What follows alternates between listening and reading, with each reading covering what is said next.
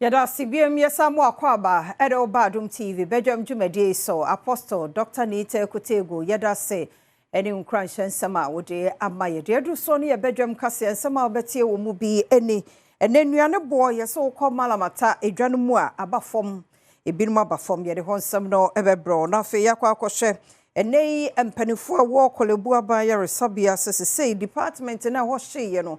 one more ebeko department ahodo no mu bi so sabe adwuma no ebeko so sansam no ne nsem bi na no pay medebro sa Adom TV Badwam kase o share live on Facebook /Adom TV extra go TV 119 DSTV 280 uko YouTube search Adom TV 2 kwadomonline.com and semi ne nsem bebre so ewo ho bididi afia amankwa tamaklo afia ni die mientie se den nsem ni chiremu ankasa etie ene ya ba beto dwa se enuane bo ahodo bi ukọ malamata edwan mu a abafom yamane boni prince o sesi edu ene ni binumu edi nkomo ensam no enyina ne se nsuo na etoto nti ama nuabanom ne nuane bi wo hono mu a abuso amenu ntibo no abafom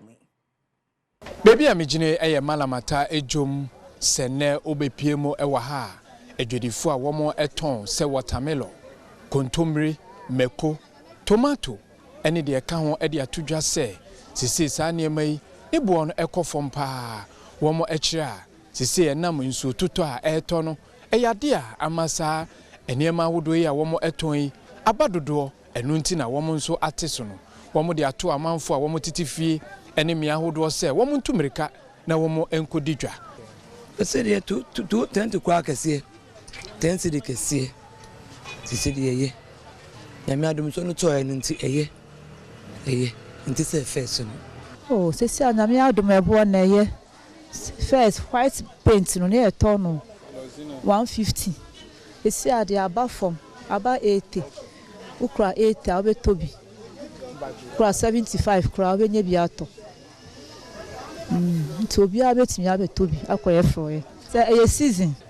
sanse sensuo no toto se ya emane unity nti we die eye the word about from first na tomatoes konkowe yet on 100 and so you see and we 50 40 umetimi ahye na we no so they say first year ton 50 ni 40 say 20 10 15 umetimi ahye nti amane man say say nyame adom eye medin e the prince wusu esiedu Adom News Ewojaya eto National Public Health and Reference Laboratory ewo Kolebunu Munti. Director General ya Ghana Health Services so Professor Samuel Kaba Akuria ese dwumayefo no ewo sa facility hono no. Wormonko department ahodo monko ye dwumanyense obi ba befa ho akotena fie bia. Wormo so ejane hye no so enye ohawo won so no apomuden fam obehwe wo mokwa wonye won hwe. Kase no etwaso. Director Ghana Health Service, Professor Samuel Akuria, and so at the atudwa se, o share womanfo a womo eye adwuma ewo ho a, safo no womo ebecho e de good department a wodo so ama womo akoye adwuma, enya bia womo ebekotene fi, osan so akira,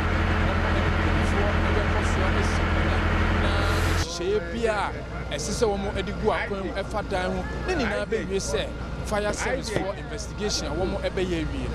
We got here by exactly 12:15, 12:30 thereabouts. We were able to put the fire under control. Laboratory items, books. For the accounts, I don't know, we couldn't retrieve any money, but then the accounts office was involved and the lab too, so we realized the lab too, they have some materials that were also involved there. We just had a closed meeting, closed door meeting to look at the way forward immediately. It's not a fact-finding and fault-finding meeting, but to look at the way forward with the people who work in the place and whatever items have been saved. So we are able to redistribute the manpower, the human resource, to the respective divisions to make sure that people don't get laid off or be idle. Then we've also looked into it to make sure that anyone who has been into contact, including the fire service personnel, with any toxic will be taken to the hospital for the necessary deintoxication and treatment. Ewasa arahusam no mu no pani a wono na National Diabetes Management and Research Center no Dr. Yakuba Atiase se one more facility no honso ene woma body asensen fi se jana hye no enya wo hawo e wo one mo so likely say ebenya impact kakra wa yeso eno anajo the bob midnight nya cause the center ni mo be hye edimeka ebeduro ha no reference lab administration stores near account office na demo there enti ya wa no we fire service mobile na mobile heat no ama uhwe side na windows na face baby I share windows ni na akra apart from that no patients be by ya show mo there but usha chemical burning chemical sentinel is so strong the name chemicals for ash roof no it be asbestos ash it say they just be assess ni decide say safe say patient be around na say safe and together we will decide see e shey na say safe am just say be say na china Saturday na by Saturday Sunday na bia stent no accurate nyame adoma bia Inipa ba kwato nanano ansiado wo Old Town brono bi wo bebi ani eye bebi ani anwa so bekwa wo Western North mantam ne mo metiasi ka kwan no mu na me hu se ka ne ba timi me gina se ontwem asana mako enti me prekupe na me hu se ne ti no atia free ne ti na yi ne so driver side no so na top form na etwi form na ma hu se mami bi ni nkola bi asa nkola bi mu gina na pragia bi suso aba ba ye aba ba si obi wo ho nti pragia ni dan ho na prekupe na ade no du ho osan di tuja se ebra kwanhia no esiye no na maami a wo hwere ne nkwa no oni nipa mienu na egina ekwan no ho nanso akwanhia ne siye no afoforo mienu eka ho no wono ma ehunu ba bi a wo faaye otumi aka se nipa miensa nipa miensa de pragia fo no pragia no ba si o mu no de minim no dodo but nipa miensa na me de me hu se o nam dade no ho by accident ni si na ewi ma ya tum kakranti na me hu dodo a ya asa na ye start say yi dua na ya hu oba no panyin ma me panyin a mo se ni na ya ai kire o mu kire se o no ton pipe na nti nipa na me hu mo ani ni sa nti me de sesi a me gina de me pese ye twidua ni na afri gata ni mu ni hu se ebi hyase ana se ebi hyase Adom TV Badwam kase na oguso shano yan konsam fufromu mampani John Dramani Mahama de kokobbo emodin ma MMDCEs no otre wo ni die mu a keta se ne pro ye drum die eni die mu hwe se emma won mu akwan mu ne mum o ma tentrene enya dwuma. After almost 6 months in office, the time for political celebration is over. The real work has begun, and you're expected to be effective, visible, responsive, and innovative. We have taken steps to transfer the highest amount of funds in the history of the Fourth Republic to you from the District Assembly's Common Fund. As the Finance Minister told you, 80% of the District Assembly's Common Fund is coming directly to you. Miensini akrachifui wama wonum akosi kita onsabosome de toso dunu mu afimpinu ene dunu num yimu se wontu wonum ajapade nyina adi. Honorable MMDCEs, the NDC manifesto outlines a bold and people-centered agenda that places local government at the heart of national development. You are the first line of implementation for many of our flagship programs. The 24-hour economy,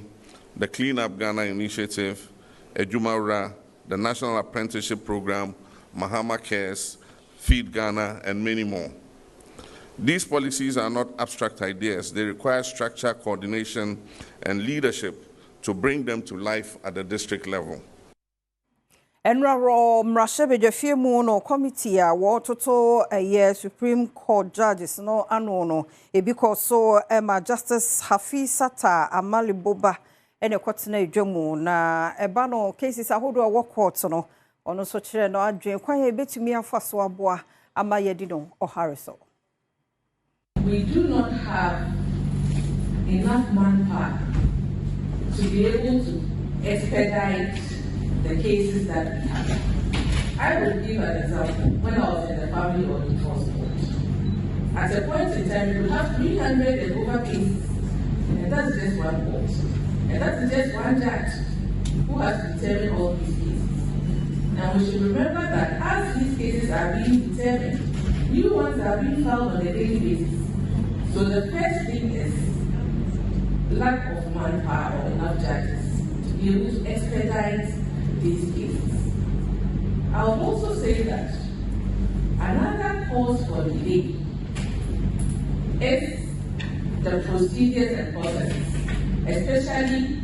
the interlocutory applications. So many repeated interlocutory applications can stall cases, especially when there's an application before you give a decision, and your decision is stayed. It means that you probably, and your decision is taken to the higher court and the case is stayed. It means that you have to stay your hand until the matter is determined. Another thing is also that we need to be able to look at the procedures. So for our Shangumasia so Haruna Idriso say enche womberhe na double track system na koso senior high school no yidi free ho na fe nuane no so obema won nuane papa sanso na schools ni mu bia won tibia mu nye no aban hihye foforo bia wode ato na kwan so big push no obaye so de be hye so na won timi aboa e wo sa kwan ne so. We are piloting 50 to 60 private schools. They will be part of the school placement system. So hitherto,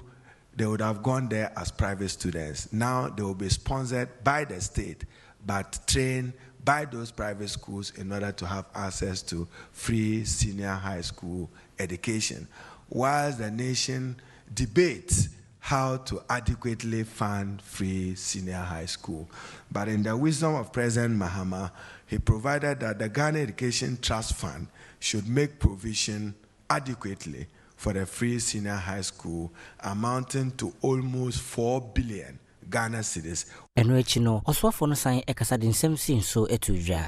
I have at least almost through GS released more than $500 million to them. But we are not satisfied with the quality of the food they are sharing. In fact, one evening, I had to, I'm not necessarily a WhatsApp person, so the president had to ask me for my WhatsApp, so I'm now on WhatsApp. So I went getting some WhatsApp to receive a poor quality gari and palm nut served by a school. That is not acceptable. Maminya no so na Adom TV Badwam kase no memfansi ha no pe yeda semre ne adaje medi afia amankwa tamaklo de adu so ne de bonkrata no ene adomonline.com nsama hodo abeka yensa yede toso twen sisi yenche yakwaba.